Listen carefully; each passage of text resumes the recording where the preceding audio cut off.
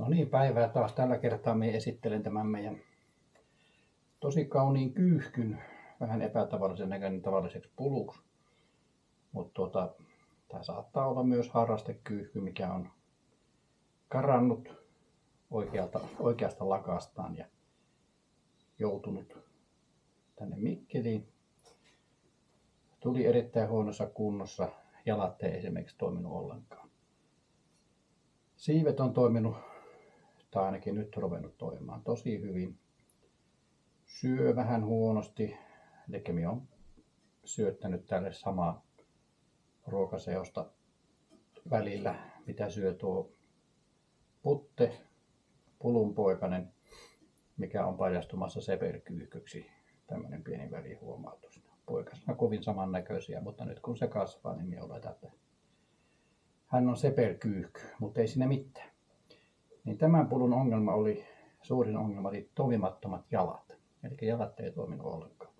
Ja vaikka siivet toimii hyvin, niin kyyhky ei pääse lentoon, jos ei ole jalkoja, joilla ponnistaa. Oikeastaan mikään lintu ei pääse lentoon, jos pelkästään makkaa nurmikolla tai hietikolla. Tarvitaan aina pientä ponnistusvoimaa. Eli minä en ole mikään laillistettu fysioterapeutti enkä muullakaan tavalla valtuutettu tämmöisiä hommia tekemään, mutta minä olen antanut tämmöistä jalkajumppaa. Eli minä olen jumpannut näitä jalkoja muutaman kerran päivässä. Näin. Kyyhkyä ei tunnu hirveästi haittaavan tämä operaatio. Ja minä olen nyt huomannut, että silloin kun tämä kyyhky tuli, nämä jalat oli ihan jääkylmät. Eli oletan, että veri ei niissä hirveästi kiertänyt, mutta nyt nämä jalat on muuttunut lämpimämmäksi ja kuinka ollakaan, nämä jalat jo pikkusen toimii, mikä on tärkeää. Aluksi kyyhky pystyi liikuttamaan varpaitaan, mutta nyt liikkuu jo jalat niin kuin tällä tavalla koko matkalta.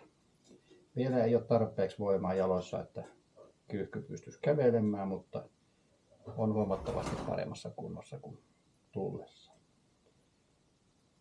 Hienosti toimii. Ja tosiaan muutaman kerran päivässä mietin tämmöisiä liikkeitä, mitä myöskin fysioterapiaksi kutsun.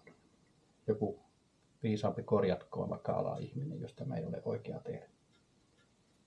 Niin ne vaan jalat heiluu. Ja siellä kuuluu kahden ison oikean pulun lentoharjoitusääniä.